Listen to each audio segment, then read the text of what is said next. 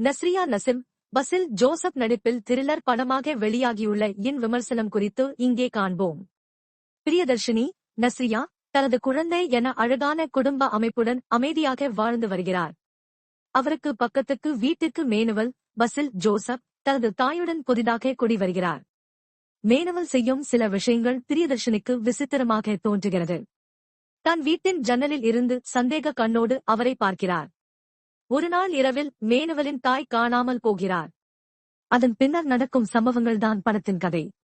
பிரியதர்ஷினியாக நடித்திருக்கும் Nazriya CBI அதிகாரி போல பக்கத்துக்கு வீட்டை வேவு பார்க்கும் காட்சிகள் கலாட்டா ரகம்.